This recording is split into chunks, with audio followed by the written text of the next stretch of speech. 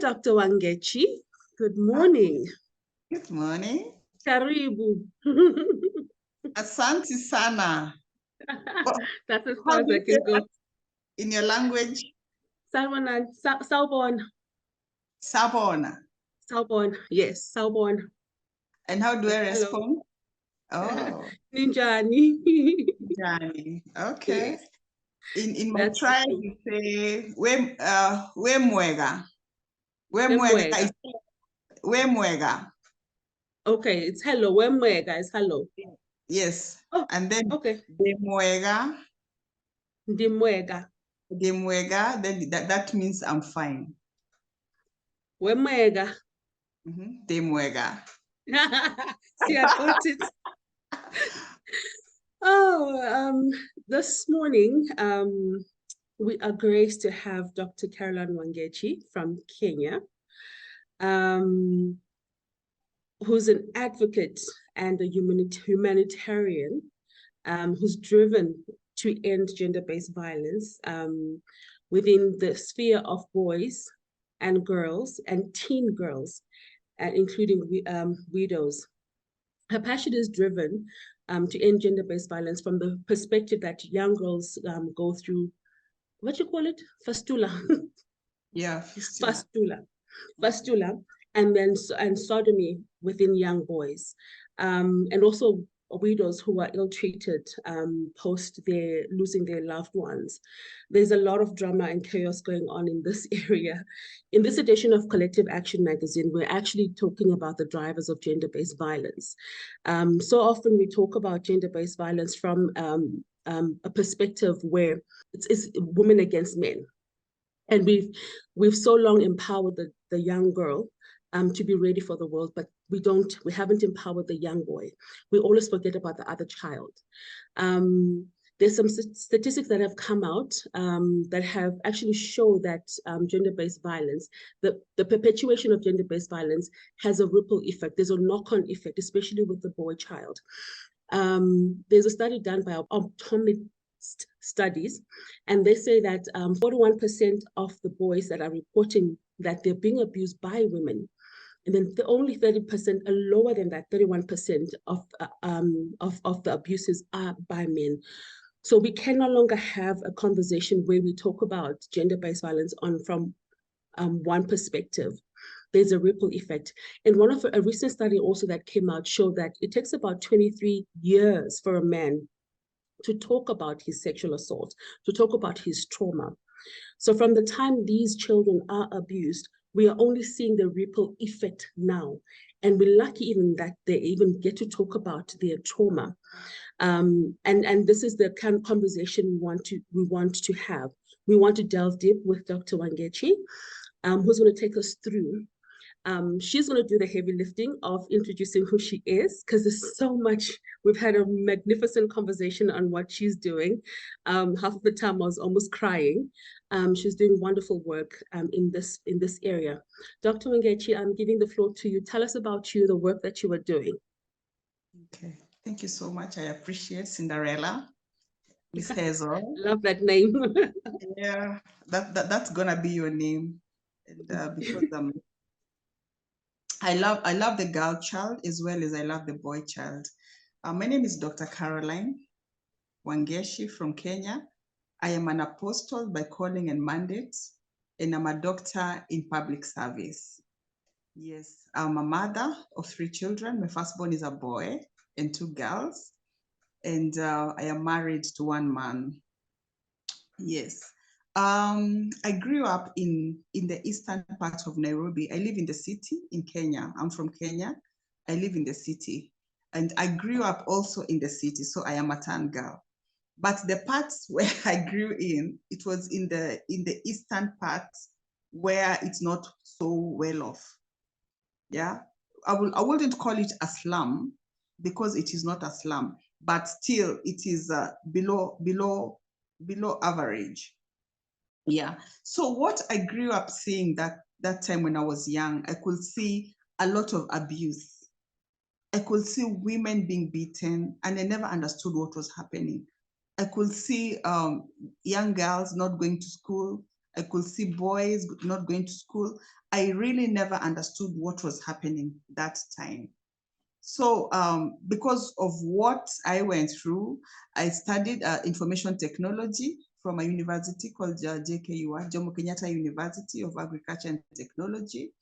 And I have I've worked as an engineer, a VSAT engineer for like 5-6 years. And then I moved into, I wanted to relate more with people. So I moved into customer service, that is in the corporate world. And then from there, I entered into my calling. I entered into my calling of humanitarian. So what I realized is that I have been doing this work in the apostolic, in the church, where you just go pray for people and finish. But there is more to that. There's more than that, just praying for people. Yeah. So I felt I need to do like what Jesus used to do. Jesus used to feed people and he used to heal people at the same time. So he will heal you physically, he will feed you physically, and at the same time, there is a spiritual food. So that is what I started. I started before I formed a Revival Prophetic Network. In Revival Prophetic Network, we could just call in people, we call in meetings, you know, like church, but mostly conferences. So when I formed the Apostolic Awakening Network, that one was, I created it, I formed it as a visionary to fully focus not only on the spiritual aspect, but physical. I am praying for you. You are hungry. What am I doing about it? So we started thinking, we started providing food. We started providing meals. Okay, in our missions, we go and provide. We carry food with us. We carry clothing with us. We talk to these people, and by the time we are living there, we leave them fully. Spiritually, they're catered for, and physically that night or that whole week, they will have something to eat. Yeah. So lately we have advocated into the work of boreholes because we started, there's this activity with the president has given us for climate, planting trees. We are planting trees like all over in Kenya. So we could go to these dry areas and we plant tree for them. We go talk to them, and then at the end of the day, everyone has a seedling of a tree to plant. But we asked ourselves, these trees we are planting, who will pour water into them? Where will even the water come from? These are dry areas. How are we going to help them? So we are now getting into doing boreholes, and we thank God because we are having people coming on board to assist in many ways.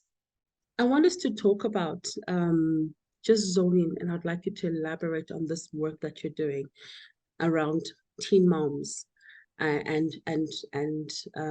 boys that have been sodomized. You're starting a rehabilitation center to cater for these boys and the girls. Please just first take us through what these teen moms or teen girls are going through and what the boys are going through. Wow. In fact, recently I received an award. I'm a global award winner as a humanitarian activist because of what I do. And that is what you're asking about, because you find that the girl child has suffered a lot and everybody is focusing on the girl child, how to empower the girl child, how to take the girl child to school, how to provide for the girl child. But there is another gender crying. There's another gender that is struggling. There's another gender that really wants also attention, crying for attention, but which the attention that is not there. Yeah, we've really empowered the woman. The woman has gone to school. The woman has grown abroad. The woman has, they get these big jobs. But who is handling this woman? The one who should be handling, because at the end of the day, life is about procreation. Life is about domination. Life is about expansion. So this woman is not empowered to remain alone. This woman is empowered, and in time will come, she will need to procreate. She will need a man. She will need to get married. She will need somebody to hold on to. Who is this person? So we found out that this person that we are leaving behind is actually the key, because the man is the head of a home. But when the neck is so strong, and the head is weak, we are losing it. So, when it comes to the drivers of gender-based violence, you talk about fistula. Yes. What is that? Okay, when you come to the teen moms, some of the girls have been raped by the family members, maybe a brother, maybe a cousin, maybe a neighbor, and she gets pregnant at a very young age. Sometimes you find out, yes, maybe the woman can be like a full-grown woman, but the baby was big. So when they're doing the normal delivery, some parts of when they're giving birth, they are ruptured. Some parts are left open. And so because of not proper medical attention, they develop fistula. Fistula is where they're not even able to control the urine. They're not even able to control stool. So you find many, many, many young girls and women are suffering, but they're not talking about it. And then because of the fistula, they get infections because this dirt is going to areas where it's not supposed to be. So when it is absorbed by the body, infections and there are diseases in and out there in hospitals. So what we are working on is to help and the rescued girls. We're actually setting up a rehabilitation center where we shall be, the girl child will be taken care of physically. In terms of medically, we shall be dealing with the surgeons who are able to do the surgical corrections. Yeah. And also we can have it like a rehabilitation center, which is also a hospital. Yeah. A totally corrective hospitals that is dealing with the women and also with the boy child that have been raped also, because you find the same situation that has been happening to these girls is what is now happening to the boys. And some of them are not saying anything. You find a boy has refused school. They don't want to go to school. You ask them why, they don't want to say. But we thank God because with various counseling sessions, these boys are coming out. Because you will find a boy, he comes home, he locked himself in the house. He won't come out. You ask them what is the problem, they don't want to say because it's a shame. They don't know how to say it. They don't even know how to start saying it. So it's a very big challenge for the boys and also for the girls. So I noticed that you are a member of the Pan-African Chamber of Commerce. I would like to think with a woman. And I realized that reading your bio that you are actually upscaling this same work that you were doing. Why? Is there a prevalence of this at a continental level? Secondly, what are the outcomes you hope to achieve through this through the Pan-African Chamber of Commerce? Wow, thank you very much for that question, because I believe in expansion. And this cry we are going through here in Kenya, it's not only in Kenya, it's all over. It's all over Africa. And we don't have people that are standing in for the boy child. We don't have people that are standing in for the girl child. We can say several. It's happening because we are building, and I ask myself all the time, we are building the girl child for who? Who are we building her for? Because if we balance the boy child and the girl child, then we will have we will have a harmonious family. We will have a harmonious family. So I was in discussion with Nana Wanjao, who is the president of ECOWAS here in Kenya. Yeah. And she was actually, she was in South Africa, I think last month or 2 months ago. And they were discussing. We had the pleasure of meeting her. Yes. Yeah. And she told me that she's really interested in the boy child. She's really interested in doing what that I am doing. And so we are discussing how we are going to implement it across the continent. She also has some people over there in South Africa that have given her a go-ahead, that are partnering also with her, that we shall also partner with them. So whatever model that we shall apply here in Kenya, it shall be applied all over Africa, because ECOWAS is in many countries in Africa. Okay, so this is going to be a plus for us, considering it is a king. It is one of the kings there in South Africa. So, and he already has a model for it. So we can just combine, we're just combining what I have, the vision I have and what I'm doing with what he has and what Nana Wanjao has. Then we, for the better Africa, for the better continent. So, Doc, I'm sorry we've run out of time now. But just in closing, you have an ambitious desire to build a rehabilitation center, and it will cost you about 4 million rands or $4 million. Yes. $4 million US. US dollars. How Yes. can those that want to support you with your vision? Wow, that will be very good. That will be it will come in handy. I've sat down with my engineers. They have already done the drawings. I have already located the land. It is a very, very good place. It is well located near the target groups. It's around 4.5 acres. It's 4.5 acres.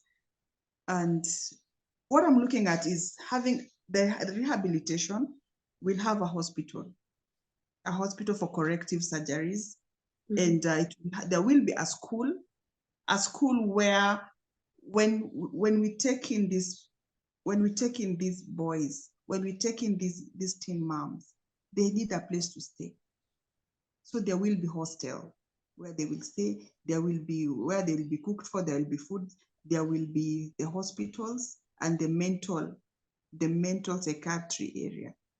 So I would really appreciate. It's a big project. It's quite a very big project, and I believe this will be giving back to the community. So anyone that is willing to partner, I'll give you the details so that you can be able to communicate. You can reach me through my email address and my number. I don't know if I can give my email address. What we'll do is we'll add it into the article.